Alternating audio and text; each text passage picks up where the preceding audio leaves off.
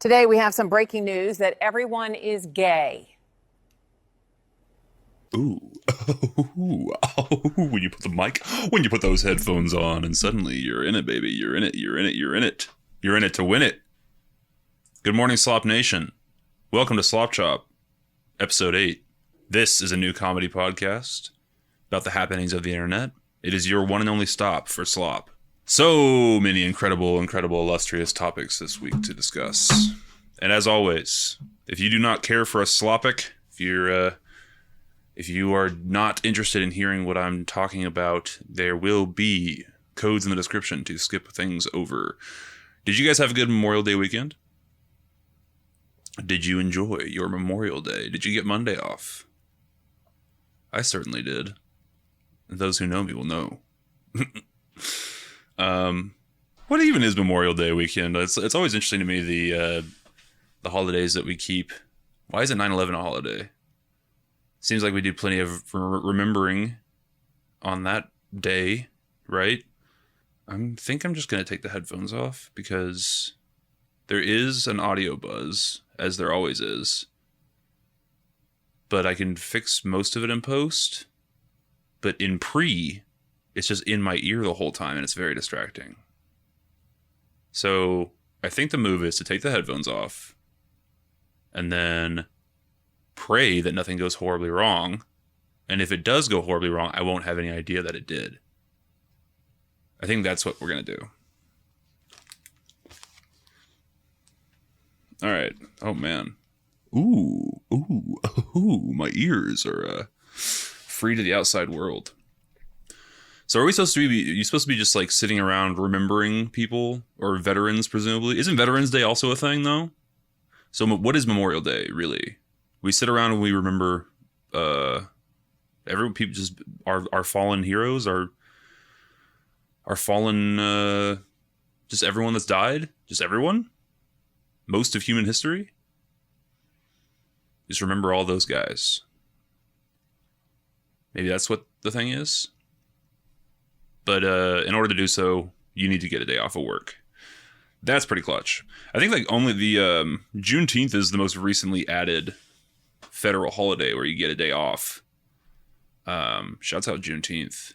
Shouts out any day of the week that's not a work day. You know? And God bless those poor souls that have jobs that require them to work on holidays. I used to work one of those jobs at Enterprise. We were still closed on like Christmas Day and stuff. But most other holidays we were open because other people wanted to travel. Which means that we don't get to travel because we have to work. Being a travel company, right? By the way, check out my new Stanley. I'm like 3 years late to the Stanley game. I had an Awala. I've actually had not seven's too high. Probably 3 Awalas, one after the other. And they're great. They're fantastic. They break, though, like a motherfucker. You drop them, and they dent, and then a few months later, they break. Every single one that I've had, as much as I love them, they're not built very well.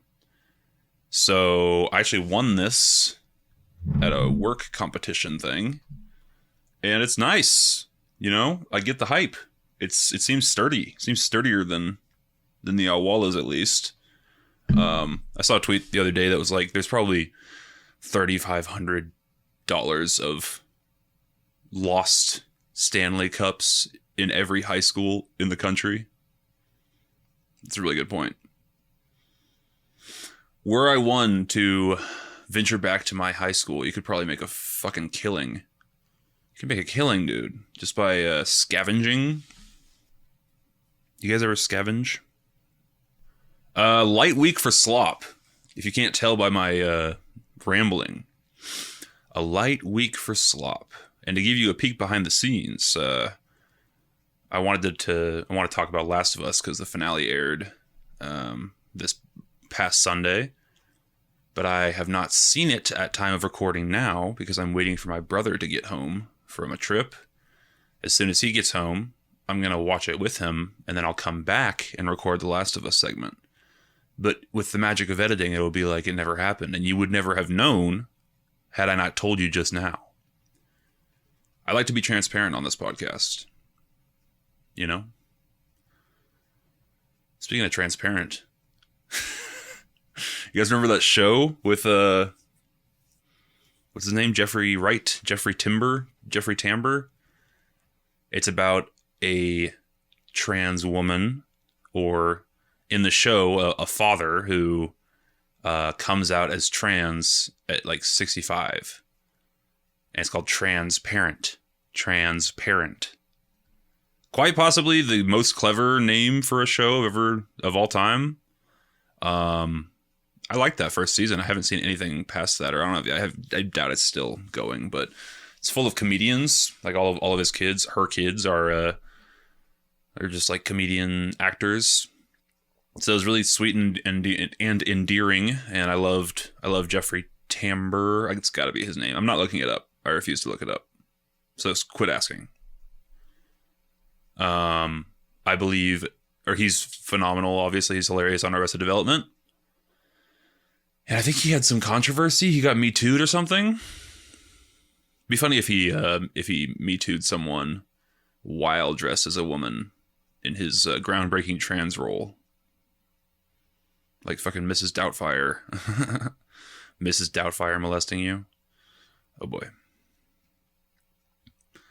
Shouts out Jeffrey Tambor. I hope you didn't. I will retract my shout out if in fact he did diddle a person, or if in fact there's truth to the allegations, which I don't know, and I will not be bothered to look into.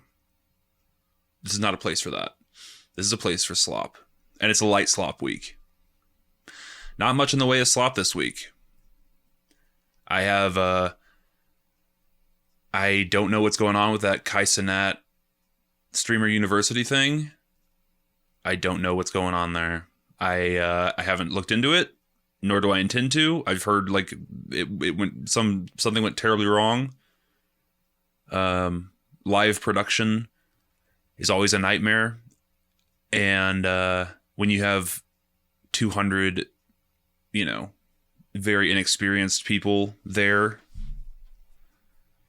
The whole point of the thing is like we're teaching newbies how to be streamers, and so you have just like a ton of randos who have never seen anything on this level. So I get that being a pressure cooker, right? I could see that being a problem. I don't care too much about it, TBH. I thought I'd bring it up because it's like the only thing in the way of slop that I've seen online this whole week. I wanted to briefly mention an interesting tidbit. Actually, okay, there is more slop that I wanted to talk about. I was going to avoid it because I don't know this lady's name. Hold on. Fuck this. I think fuck this. I think probably fuck this. I can't remember this lady's name, and it's a useless thing to talk about without her name. Alright, whatever. There's a fucking lady who said she didn't like Teddy Fresh, and I was like, that sucks, because Teddy Fresh is pretty cool. I don't know. You guys have the thing of... I'm a big fan of Teddy Fresh. And, it's like one of my favorite clothing brands, you could say. And there's some of the stuff that's egregious and it's annoying, like very loud with the big lettering, and there's a word for it. It's like gooch niche. Fuck me. I don't remember the word, but anyway, it's like tacky basically. There's some of it that's tacky, but I do like a lot of it. And I have such a fragile ego that when someone says something about something that I like, something bad about something that I like, maybe my feelings get hurt a little bit. It's more like I just suddenly start thinking the thing that I like might actually be bad, which is shitty. It sucks. It's like a dumbass, It's a stupid, it's a weak-willed point of view mindset to have. But it is literally, I do that for everything, almost everything. Someone I really respect says the movie that I just got out of sucked and I loved it. I'm like, oh no, did it suck? Am I wrong? That's my initial my initial thought is like, oh, maybe I'm an idiot. Maybe I am wrong in this situation. Instead of maybe two people can have two different opinions, right? It makes me understand the freaks on Twitter who freak out and, shit their pants and yell and scream when anyone with any sort of differing opinion expresses that publicly. I saw an awesome tweet highlighted from Scott Aukerman of Comedy Bang Bang fame. He just listed, it's hilarious. This is very Scott Aukerman. He just said Star Wars movies. 1, A New Hope. 2, Empire Strikes Back. 3, Return of the Jedi. 4, The Phantom Menace. 5, Attack of the Clones, and so on, in release order. And so, like, the 10th was Solo, a Star Wars story, because it's the most recent one to come out. And he didn't say, like, Star Wars ranked. He just said Star Wars movies, and then just listed them in release order. And so many angry fanboys. The prequels are too low. Are you fucking kidding me with that? Like, yeah, the sequels are all pretty bad, but I'm surprised that you think this or that. Like, you telling me Solo's the worst Star Wars movie? And, like, he didn't make that assumption at all. He's just trolling. Very funny thing to do. But I do get, like, I have a fragile ego as well, but I'm not going to publicize my shit, Or I'm not going to make a stink about it, I should say. I guess I'll publicize it on this podcast. But this is better than what they're doing, right? It has to be. Or is this just as bad? Much to think about. There's no way this is just as bad. Fuck that. Yeah, so anyway, it hurt my feelings a bit when I saw all this. Because, like, obviously the dog pile mentality of TikTok. The lady, I wish that I knew her name. I should do some research. She's funny. She's very funny. I've seen a lot of clips of her. She's blown up a lot recently. She's a streamer. Said that she got reached out to by Teddy Fresh, and they were like, we'd love to collab. We'd love to do something. And she just went on stream and was like, you will not believe who reached out to me. Teddy Fresh. He's like, fuck those guys. Anyway, so that was the thing. And then you get the dog pile situation, which further goes to hurt my fragile ass opinion. Because then I read the comments and I'm like, oh, all these people don't like it either. Oh no. God, I wish I could be. Don't you just wish you could be the guy that's just like, these people are wrong. Which I do think they're wrong, by the way. I think Teddy Fresh is the shit. But I don't. I still have those thoughts. I still have those like annoying.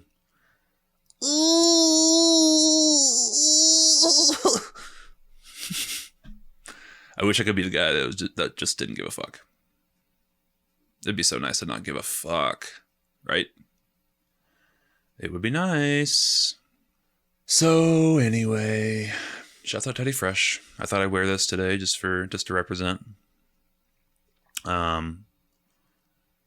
Let's move on to some actual slopics, shall we? And enough of this rambling. Hope you guys had a good Memorial Day weekend. I don't know what we were supposed to do, but we grill hot dogs or whatever and remember the fallen heroes of our country, I guess. Here's something interesting. Cocomelon. You guys caught up on Cocomelon? I've been binge watching just to remain abreast of this. No, obviously we're all watching Cocomelon. So if you're unaware, Cocomelon is just like this massively successful children's television show. It's like for babies. It's like for actual children. I got this is so maybe okay. Couple things. let's just say 2 years ago, which is when this was, Cocomelon was on top of the world. I heard about them all the time. Dan Murrell had this recurring bit on his streaming charts show where like Cocomelon was never off of the top 10 on Netflix for 8 months, always in the top 10 every single week, and like generationally successful show. It's children's slop. It's actual mindless slop that you turn on and your children are like, it's like it's the Mr. Beast for infants. Mr. Beast for infants. Like retention is a big metric, I'm assuming, when they make this shit. One time I saw a little bit of Cocomelon. It was 2 years ago. We were at this family reunion, and the family reunion thing is cool because you remember going as a kid, right? And when you were a kid, like you had all these other cousins, and you'd see them once a year. And you'd have this awesome time all in the same room, basically together, just fucking around and running around and making havoc and whatnot. Then you grow up, and then all of those kids that you used to play with now have their own kids. And so you get to see it from the adult's perspective. You see all the other kids running around. It's like a beautiful full circle moment, right? But all my cousins are having kids now, which is very sweet. Very happy for all of them. And there's just kids running amok. And at one point at this reunion, some parent just turned on Cocomelon in the living room. And I mean, just the change of decibel level from the moment before to the moment after, it was shocking. Screaming, running, throwing, and then or whatever the little intro is. And like a moth to flame, 15 children aged 1 to 7 just flocked to the television, sat down quietly, and just filled their brain with melon. I was like, holy shit. I actually saw, this is the first time I saw it. I heard about it, but then seeing it is a whole different thing. I'm like, these people have cracked the code. They know how to hijack the attention of a child. So a hot property, right? Cocomelon. And it was picked up by Netflix. Their streaming rights were put on Netflix several years ago. They did like a 10-year deal or something. I should do some research for this freaking show, but I don't. And so I won't, at least this week. But anyway, it's been on Netflix for a long time. And like I said, the Dan Murrell thing, was on it was most watched top 10 for years and years and years and years. And generationally successful, as I always like to say. So then cut to now, this week. And they're like, our viewership has dropped dramatically. 40% on Netflix dropped viewership. And so they're not considering doing this. They are doing this. They are packing their bags and taking off, and they're moving to Disney Plus, where the children are. It seems like a good idea. I'm surprised they didn't do that originally.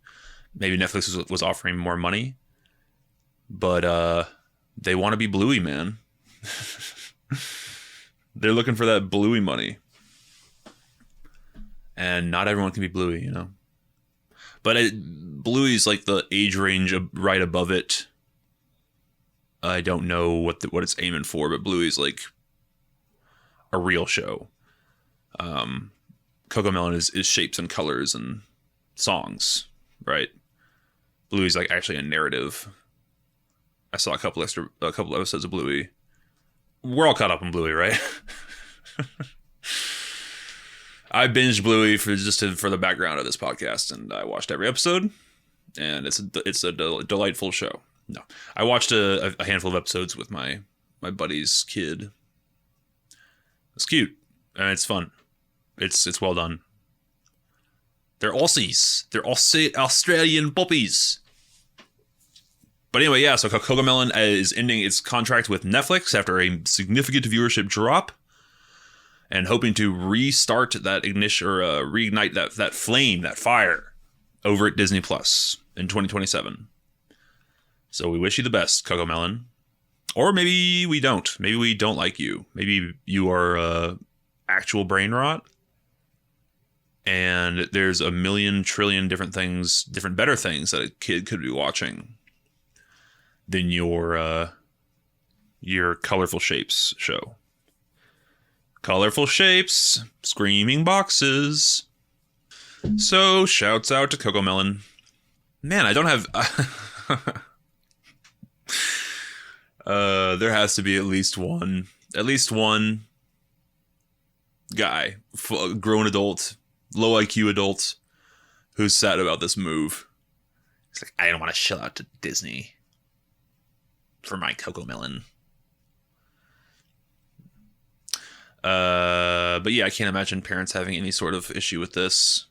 All their children's programming is already on Disney Plus. Bluey's there. But are toddlers watching Bluey, or is it the age range above? You know, I have no idea. I don't have kids. With that, I would like to remind you, good people, to press follow on your podcast app of choice. If you're listening, watching on YouTube, plus press subscribe. I have said plus subscribe every single episode, and I like it. I might just continue to do that intentionally. And now it's our Slop Chop original. Plus subscribe. Plus subscribe. You hate the call to action, but it does work. You know? So don't hate the player. Hate the game. Alright, I'm gonna go turn my camera over. And we'll get into something much more interesting after this. After these messages. I don't have sponsors. How are you feeling? Do you like the show? I'd ask you how it's going, but I don't wanna know. Are you finding it boring? Too fast, too slow? Oh boy. Well, I watched The Last of Us. Oh shit, hold on. I watched The Last of Us. Hey man, that season was pretty good. Is anyone watching this show? Anyone? I haven't heard a peep about it online. I've been in the subreddit discussion threads, which is fun because they don't, they're not, it's all people that have played the game, like myself, who are comparing and contrasting it to the game. I don't have the ironclad memory of the game that some of these Reddit nerds do. But I do remember like striking visuals or major plot points. And I think they did a pretty good job, man. I was much more entertained this season than I was with the first season. I am on record as saying the first season was mid AF, in my opinion. Has like 2 or 3 really fantastic episodes. And the rest of them are mid, questionable, fine. But this second season, I guess you could say the same thing. But the highs were higher, and the lows were less low. Well, I guess I don't know. Good question. I don't remember any awful scenes from the first season. I just remember it being kind of like meh. Whereas there are a couple awful scenes in the second season. Awful scenes. Mostly I'm talking about actually there's one in the finale that was awful, but there's the 2 that I can think of. One is with the introduction to the Seraphites. They're the Scarface clan. When they have the dad and the daughter just talk at each other for 40 minutes about every aspect of their religion. And it's a horrible, horrible exposition dump with a terrible child actor who should be ashamed of herself. Just kidding. No, she wasn't good though. She was miscast. She should have been cast into the ocean. No. She's a child, so you can't say things like that. But she's awful, and she deserves to die. Just kidding. No. All right, that one was too far. That one was not cool. She's just a child. It's not her fault, right? It is the adults in the room's fault for trusting her to deliver any sort of dialogue convincingly. She's 6 years old, and you know, you can go back. You can do a lot of things as a 6-year-old. Go play with a rock, eat a blade of grass, swim in a pool. Acting, you don't need to be doing it, you know? There's a million other things to do. So, that kid sucks, and that scene was awful. It's poorly written and poorly acted, which is a terrible combination. The whole thing should have been cut. I was thinking in my head, I was like, as an editor, you know, thinking like, how would I improve this episode? And the answer is cut that scene to 20 seconds. Show the father and the daughter walking. Have the daughter, have them be silent. Have the daughter or the dad like hand her a teddy bear or something. She smiles. They walk, and then then you hear the whistling, and then they freak out and they duck behind a tree. Cut. That's what you need. You do not need 75 minutes of exposition. It also, like, even if the exposition were palatable or good, even if it was not annoying, the problem with that is that it removes the mystery of the thing. You're giving the audience answers when we don't need them. I'll see if I can it'd be kind of fun to see if I can, I'll see if I can put my new and improved version of that scene in the episode without getting copyright striked. We'll see if that works or not. And if not, I'm cutting this part out. Oh. So anyway, that scene was horrible. There's another bad scene in the finale, which I guess I won't spoil if you haven't seen it yet. But it's an addition that was not in the game. It's involving an island and a particular character named Ellie washing up upon that island, and getting. All right, who gives a shit? Who cares? It's like it's a non-spoiler. It's a non-spoiler because either you've seen it if you're going to see it, or even if fuck you for even thinking it's a spoiler, dude. Relax with that. My God. But yeah, she washes up on the Seraphite Island for no reason. It's not in the game, and then she gets strung up, much like Abby does later, or canonically at the same time in the game, but later next season we'll see that happen to her. And then she's strung up and about to be hung and gutted, and then some shit happens off screen. A guy named Deus Ex Machina walks in and says, "Hey, you guys can't be killing her. She's our main character." And they go, "Oh shit, you're right." And then they go run off to see what Deus Ex is talking about. That man's always talking about something, you know.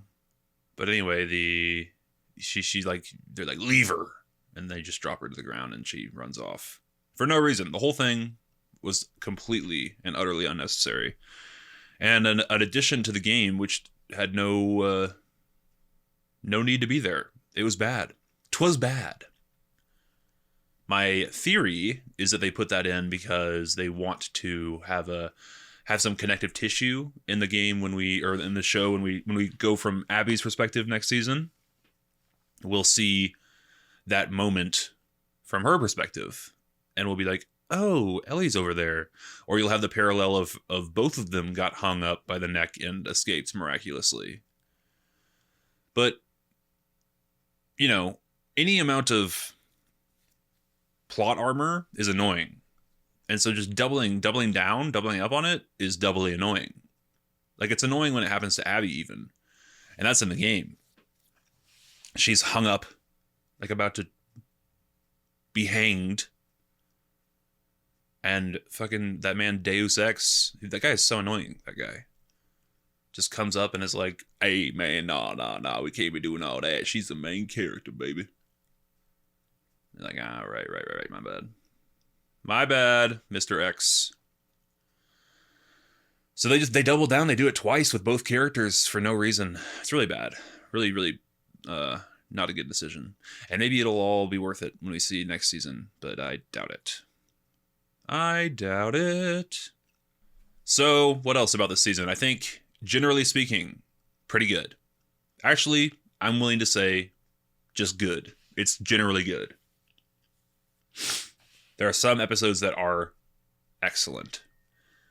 Episode 2 is legitimately fantastic. Excellent. As close to perfect as an episode of TV can be. I loved that episode. Like I said earlier, a couple weeks ago on this podcast, legitimately like peak Game of Thrones good. When Game of Thrones was excellent, that's the level of quality that we're dealing with here in episode 2. And I don't know, it doesn't hit those highs ever again, but it's consistently solid. I was looking forward to it every week. Is there anything better in this world than looking forward to a TV show every week? I haven't found a better thing. Like a prestige HBO drama every Sunday night. Or whatever. It's just the greatest thing in the world. And Netflix wants to take that from us. They want to remove that beautiful yearning and instead give us all the episodes in one day. And it's like one of those things that you'd think you'd want and you realize you don't. Sometimes your innermost desires are incorrect and actually bad for you. Like, oh boy, never mind. Never mind. We're not gonna go there. So Last of Us, solid, very good. Am I willing to call it very good? It's pretty good. Here's my big overarching feelings about the season. My concerns with this casting, Bella Ramsey, who's receiving a ton of hate online. I'm not one to do that. I will say that it was a direction issue, because Bella Ramsey, and again, she's a good actor. She's fine. She looks very young and childish and young, but she does well when given the opportunity to do well. My point being that I think you just had to you got to tell her to ease up on the little smileys that she does. And like so the whole thing with season 2 is that you're supposed to have this mean, cutthroat, vindictive, borderline evil protagonist who is murdering, unironically, no exaggeration, hundreds of people in this bloodthirsty revenge quest, right? So you're going to tone that back for the show a bit, which I understand. But like making you play as the person is different than watching them. Like, it removes the sort of agency there. When you have the agency over the character, you kind of like, you get on board more often or more easily, right? But with a TV show, you're not going to have the literally hundreds of people that she's killing willy-nilly. I get that. But you still need to make her mean and angry and vengeance-pilled and fueled. And I see cracks.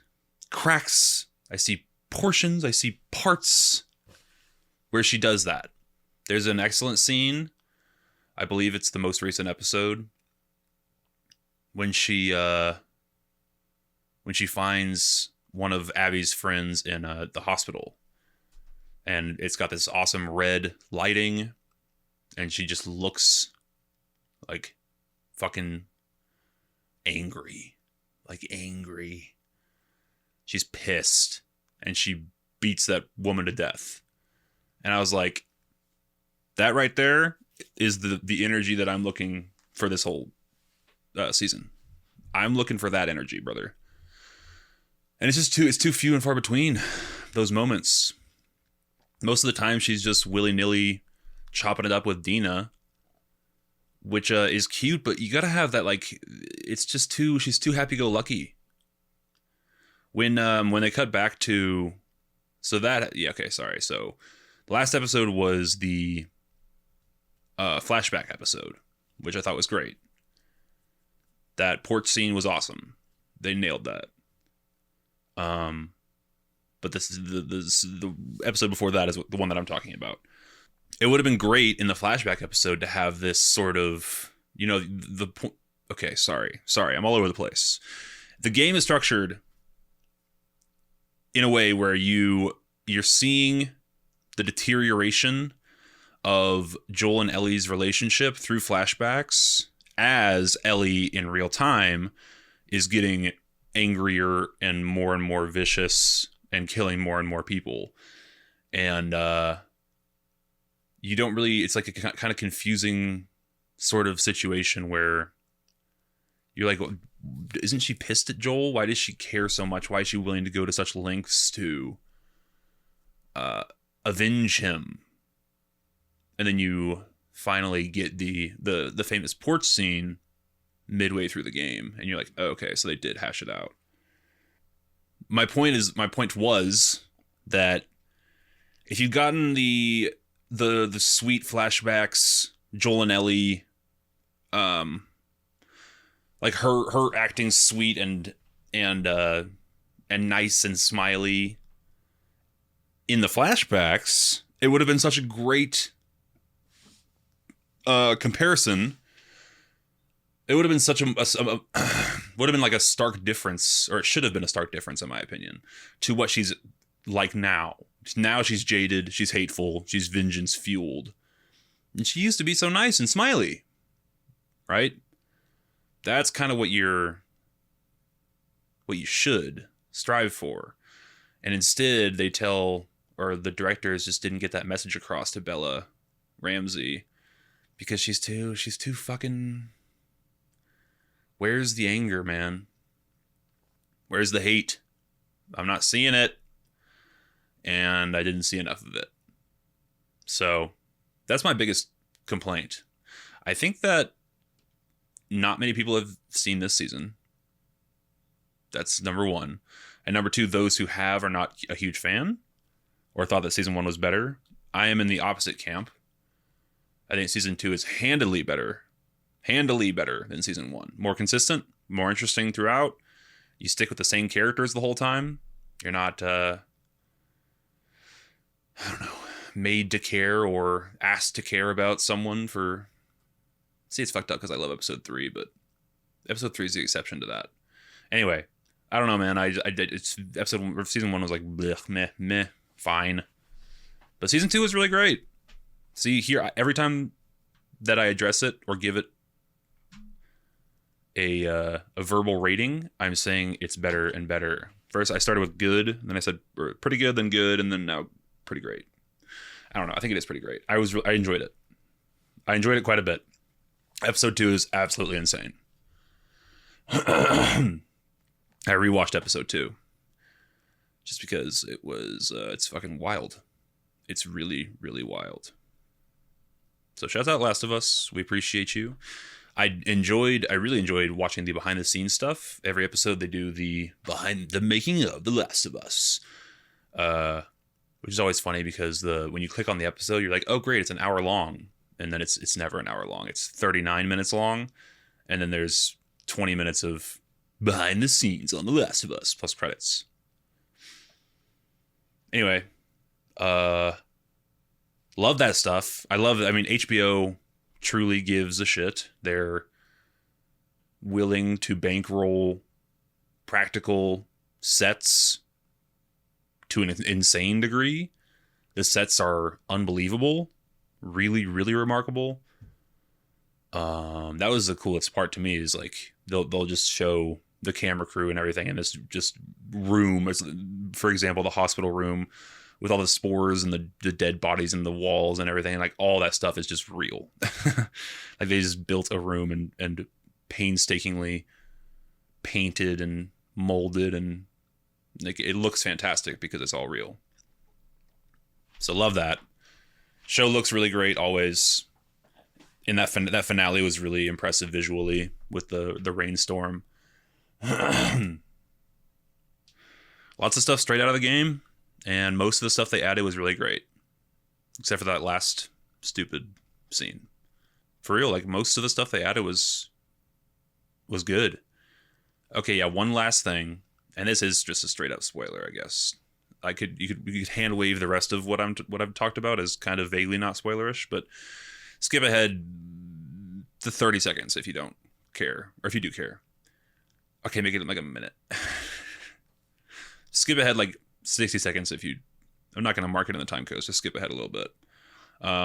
She accidentally kills... what's his name and what's her name? Those two characters. Oh, boy. It's Abby's boyfriend and pregnant friend.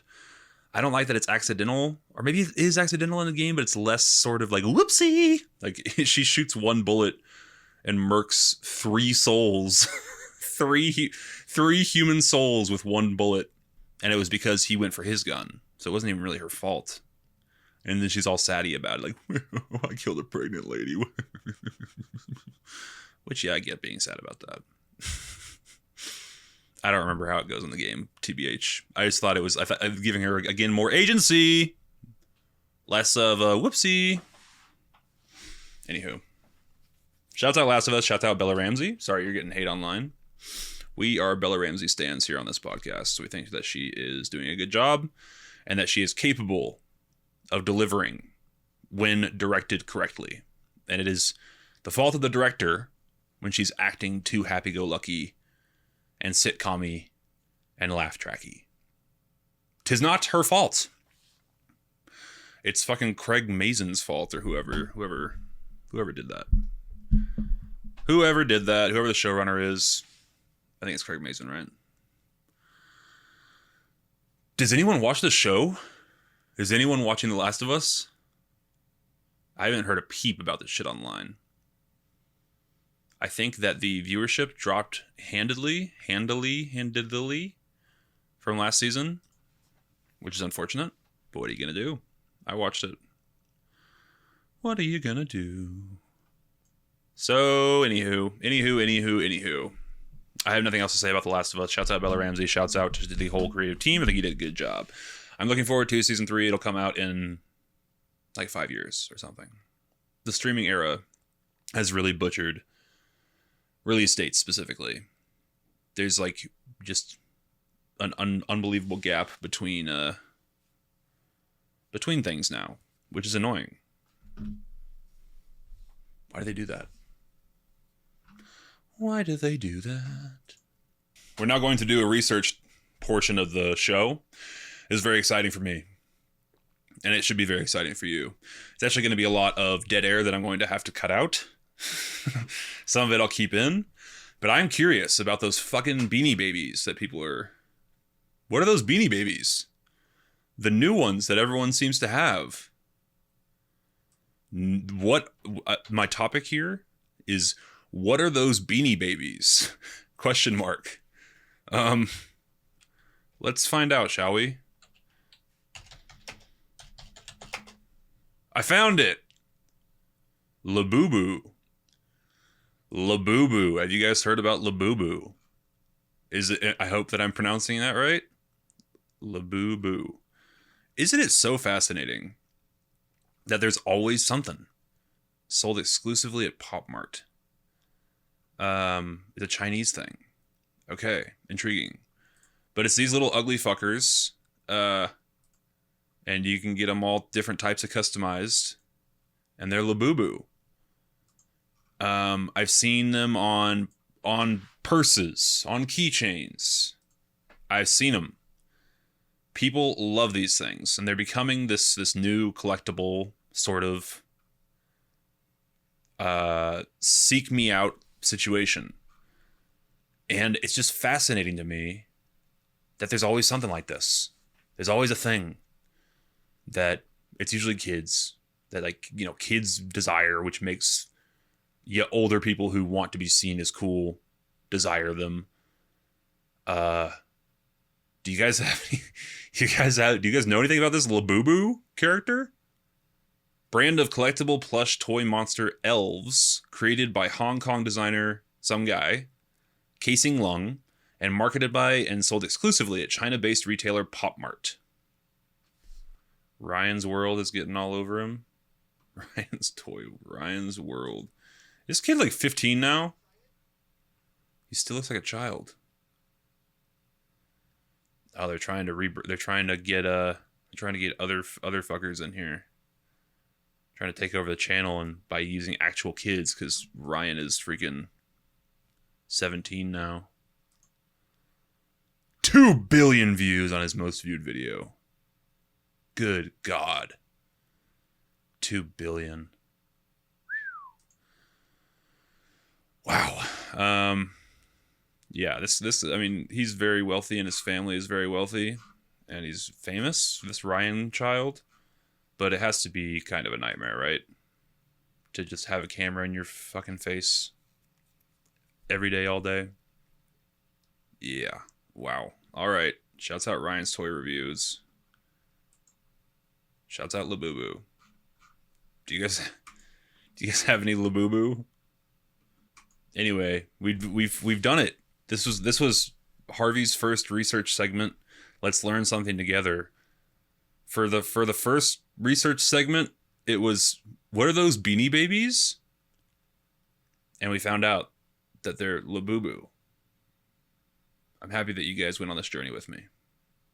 Okay, I want to talk about Tom Cruise. Tom Cruise has been making the rounds because of this new Mission Impossible movie. And he did a Texas trip. I live in Texas, and Dallas specifically. And I saw a tweet, or like Discussing Film tweeted, like, Tom Cruise is doing a Texas run of theaters. He's going to pop up in random theaters in Houston, San Antonio, and Dallas. And I said, holy shit. I would love to see Tom Cruise in the flesh. That'd be crazy. And a little birdie told me that he was going to be at this Alamo Drafthouse screening. I don't know. I'll be very vague with the information just in case I don't want to get anyone in trouble. But a little birdie told me that he's going to go to AMC, then Studio Movie Grill, and then cap off the night in Dallas at Alamo Drafthouse Lake Highlands. Thursday night at 9 p.m., which is a very odd time. I asked this person, or my contact,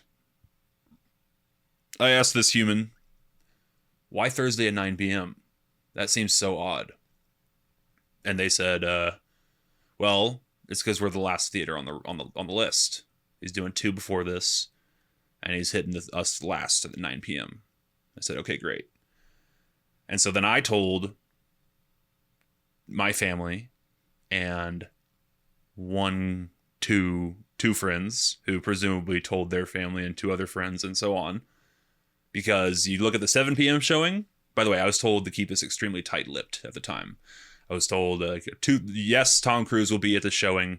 However, there are 2 stipulations. A, it might not happen. And B, be chill about it. Don't be an asshole. Don't fucking tweet it out. Like, you know, keep it low key. I said, great.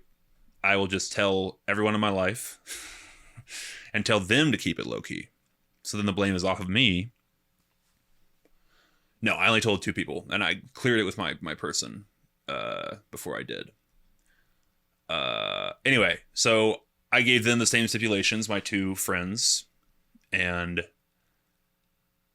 we get to game time. It's like 7 p.m. The showing is in 2 hours. And we get a text, the dreaded text, saying he pulled out. It's not happening. It's not happening. Tom Cruise is tired. He ate barbecue or something earlier in the day. And he's not doing 3. He's doing 2. He already hit the AMC and the Studio Movie Grill. But he's not coming to Alamo. So that theater was completely sold out. It was hilarious too because like the 7 p.m. was plenty of seats. 10 p.m. plenty of seats. 9 p.m. sold out completely. So word got out. I was not the one that I didn't shout it from the rooftops or anything. I take no responsibility for word getting out. God damn it. But even if it had, it wouldn't have mattered because he didn't show up. He didn't come. It was a bummer. I was really hoping to see him. And TBH, had Tom Cruise actually been there, and had I like seen him and maybe touched him in real life, I would have glazed that fucking movie so hard. I would have verbally deep-throated it to all my friends and family that hadn't seen it or weren't there with me that night. I would say, you must go out and see this Mission Impossible film. It's a masterpiece. It's the greatest piece of cinema ever put to screen. Which, makes me think of the influencers that get invited to screenings. Or like I always think of my beloved Jenny Nicholson. She talks about this of like, it's impossible to give an objective review when you go to the premiere of a film. When you're in the audience sitting with the entire cast and crew and producers, and there's red carpet outside, and it's like a whole event about the movie. It's impossible to walk away with anything but a positive experience. You cannot physically watch that and be like, So then, and also, you're incentivized not to do it because Disney invited you out to this very expensive screening. And you want to be invited back to these things. Right? So like, you're never going to say a bad word about the fucking episode 9, The Rise of Skywalker, even though it's the most vile, horrific piece of shit ever created by humans. You're going to say, that was incredible! J.J. Abrams was there. And I don't blame you for doing that, by the way, because I would have done the same thing at a much smaller level. If Tom Cruise were in my theater in Dallas, Texas, I would have freaked out. I would have given I would have broken Letterboxd by giving it the first 6 out of 5. I would have broken the platform. Crashed the app for everyone because I gave Mission Impossible 6 out of 5. But he wasn't there, and he disappointed me. And so now I must give you my accurate review, my actual review of the thing, which is that it was fine. I think handily my least favorite in the franchise. I love the franchise. I think they're all fantastic. I have not seen Everyone Hates the Second one, the John Woo one, which is supposedly super campy and silly and fun. So I think probably it's just fun. It's just not as like a serious movie as the other ones are. But it's the worst one in the franchise. It sucks that it's the last one and it's the worst one, but I don't know what they were thinking with the exposition. It's crazy. Have we talked about how much I hate the overdoing of exposition? Yes, we talk about it every episode. Because I can't, it is who I am. I can't stand it. That's why I hate anime. And this was like a big anime. It was like a last season on Shizutsu Kaisen. Did I get that reference right? Last season on Shizutsu Kaisen, we have 40 minutes of... Dude, okay, so my mom and I watched the first half of the last one, which was Dead Reckoning. Nice pull. Thanks. Dead Reckoning, we watched the first half of that one right before we went to the theater to allegedly see Tom Cruise, which we didn't see him, as previously discussed. We watched the first half of that movie. The movie opens. You get Warner Brothers logo, and then dun dun dun dun dun dun dun dun dun. And it's like this cool rotating shot into a fucking submarine, and then you're in an action scene right away. Right away. And you're hooked, and you're into it. And it's just the greatest. It's like it's the best modern action franchise. And all of them, from what I remember, start that way. You're just in it. You're in a scene, and so you're immediately hooked. This new one, no exaggeration, half hour, 30 minutes of exposition. It's 30 minutes of dudes talking to each other about, what are you doing? About previous films, about this current film that we're in. We are in as you all remember from last movie. We got the Tesseract, and the Tesseract had the bad thing, and the bad thing was a bad guy in it, and then. Just in case you didn't watch the last one, because you didn't, it came out, the last movie came out the same weekend as Oppenheimer and Barbie, and Barbenheimer kind of obliterated all chances at any sort of money that it could have made, so none of you saw it. So we're going to tell you what happened. We're also going to tell you what happened in the previous 7 films, briefly, and how they're all connected. And we had this idea from the start. All these films were going to be... culminating in one massive, and like, it's just too wordy, it's too heady, it's dumb, it sucks. The first half hour really made me worried. I was like, oh no, is the last Mission Impossible movie going to be bad? And luckily it gets way better after that. I just don't know why they started it that way. Holy shit, man. The exposition gets better. It's like really shockingly bad for the first, like I said, act. It eases up after that. But oh my god, excuse me. Shh. Oh fuck, man. My Sasquatch. It's shitting. I need to stop petting it like that, I guess. Anyway. Yeah, I just don't know why you wouldn't start with an action scene or like shut the fuck up for a second. You know, like no one cares about your plot. No one is here for that. We're here for the action. We're here for the incredible set pieces and Tom Cruise jumping out of buildings and flying around planes and whatnot. And I'm delighted to tell you that all that stuff is great. The actual reason that you're there is great. My favorite sequence in the film is the submarine. Oh, unbelievable set piece. Cannot imagine how you went about filming that. It's crazy. It's extremely impressive and nerve-wracking and awesome. So, and the biplanes are pretty fun too. They go on too long, but pretty good. Can you imagine had I seen Tom Cruise in my theater? How much I would be blowing this film right now? The best one in the franchise. My God. The plot.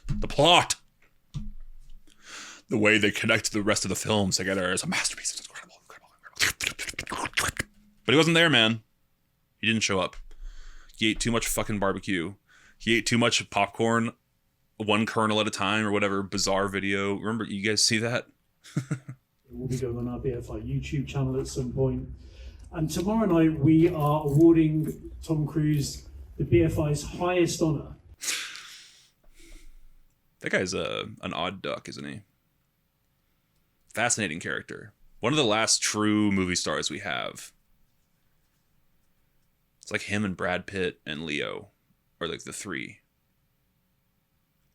Genuine old school movie stars where people will, I don't know if you can even say this about Brad Pitt, but is anyone a box office draw anymore? Are there any celebrities that are draws? Yeah, I'm sure some people saw that Woody Allen or fucking Bob Dylan movie because of Chalamet. All right, so I take that back, but you know what I mean. Old school golden age movie stars. Tom Cruise is that bitch. He is. And He's like a genuine love. He has a genuine love of the craft and gives a shit about film and is out here really doing it, man. Really just as a 60-year-old putting his life on the line for his art. And it's cool. There's no bigger proponent of cinema than Tom Cruise. It's pretty sick. I mean, you can be like, Brad Pitt and Leonardo DiCaprio are not out here advocating for you should go support your local theater. We intended you to see the film this way, Like he's very much he's an avid supporter of movies. And he's a bit of a weirdo. He's a really remarkable PR team. Because I don't think anyone has a bad word to say about that guy. Meanwhile, he's a freak. He is a weirdo, right? He's a freak. Any interview of him that's more than a couple minutes long, the Oprah couch thing or he's not a normal guy. He's wacky doodle. But God bless him, And God bless the Church of Scientology.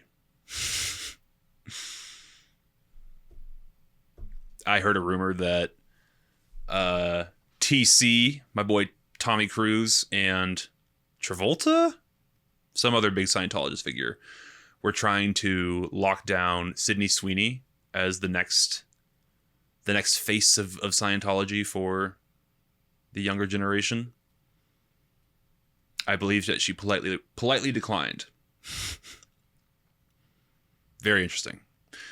By the way, I could have my famous blonde actress wrong. I think it was Sydney Sweeney, but it could be someone with smaller tits.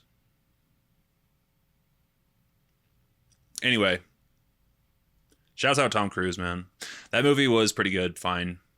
It went better as it went along. Another couple tidbits. Ving Rhames is awesome. And never mind, we won't go there. Spoilers! Who cares about spoilers? I'm not going to spoil the fucking Mission Impossible movie. Go see it if you want. I'll just say this broadly. I didn't care emotionally about any of the things happening.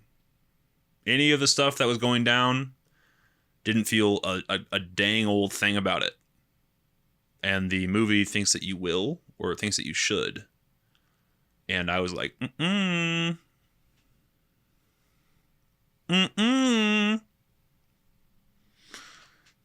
Mm-mm.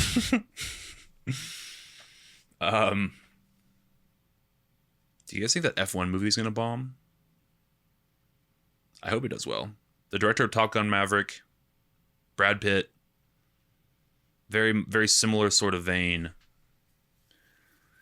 Trailers look good. But it was, I'm sure it cost $300 million and there's a pretty good chance it'll bomb. It's always a gamble. So that's all I got for this Mission Impossible movie. It's just missing the sauce, man. It's got the elements that you need, but it's missing the sauce, which is disappointing. I figured that this franchise was incapable of making a bad film, and it's not bad. It's just not good. It's mid. It's unfortunately mid. I'm ashamed to say it. Speaking of mid, I guess this counts as what I've been watching. This is just more what have I been watching after my beloved Andor finished. I rewatched episode 10, 11, and 12, and then I went straight into Rogue One. Did this yesterday. After rewatching 10, 11, and 12, I am cemented in my feeling that Andor is the greatest thing ever created. It's the greatest thing ever created. And I watched it with subtitles because I wanted to know. They talk really fast sometimes, and it's Star Wars names, and you're like, what's the thing? What's the planet? Is that a guy or a planet or a creature? And so I was not taking notes, but taking mental notes on where they were talking about. And the last mission that Cassian Andor gets sent on is the Rogue One mission, right? So then you go straight into Rogue One, and Andor makes Rogue One much better because you get backstory. You get some character from these nothing, just pencil marks on a page. That is what the Rogue One characters are. They are truly. Rogue One, I think, sucks. I'm of the opinion that Jyn Erso is the most nothing character ever written. She's just nothing. She has no opinions, no vibe. She's like a blank piece of paper. And so is Cassian Andor, to be fair. And the only reason I don't feel that way anymore is because I watched two seasons of show about him. And so now I have some juice in the tank when I see him on screen. But Rogue One sucks. And like the action's impressive. It looks really good. But there's nothing beneath the hood, brother. It's really wild. So, I mean, I'm very happy that it exists because it gave us two pieces of media that I love dearly. One being Andor, which is, as previously stated, the greatest thing ever created by a human. And two, the Red Letter Media Review. The Red Letter Media Review of Rogue One is phenomenal. And honestly, because I saw Rogue One in theaters with my family and really enjoyed it. The first time you see it, I think it's a pretty fun ride. And this is only my second time seeing it yesterday. But hoo boy does not hold up. Hoo boy does not hold up at all. It's bad. Andor does make it better. But man, is it awful. So yeah, but when I first saw it, and the RLM dropped their video a couple, day after I saw it, and I was like, oh, they didn't like it? Oh man. But I was still able to laugh at, it's a very funny video. Iconic at this point. The broke new ground thing. X-Wings! Death Star! I mean, it's killer, that video. And I all these years later, rewatching the movie, I'm like, yeah, they're very on point. It's Star Wars porn. It is the fan service in the film. The word that kept coming to mind is suffocating. Suffocating fan service. Oh my god, the "You'll Be Dead" guy, bro. They bump into him, and it cuts back to him 4 times. So like they bump into him, you get a brief glimpse of his face, which is all you need. They cut back to Andor and Jyn. They cut back to the "You'll Be Dead" guy to get a second good look at his face. They cut back to him. Oh, sorry. 3rd time, cutting back to him. Oh, sorry. I swear to God, it's 4. Hey, you just watch yourself. No. We don't want any trouble. Sorry. Come on. So many times. Just like, do you see him? Do you get it? Do you see him? Do you get it? It's the "You'll Be Dead" guy. Or the C-3PO, R2-D2. Awful. All the cameos are really egregious and terrible. Oh, the Princess Leia at the end.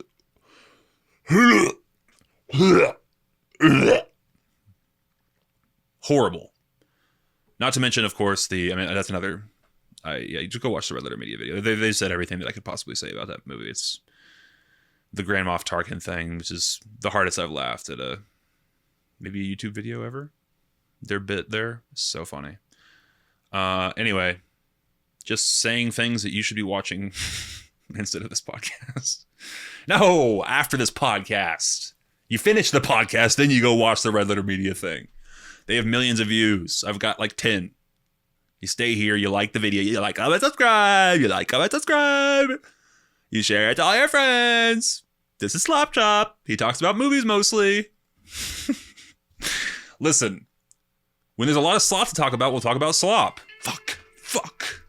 My freaking camera. Dang it. When there's a lot of slop to talk about, we'll talk about slop. And when there's not, I just go back to what I know and love, which is movies. What can I say?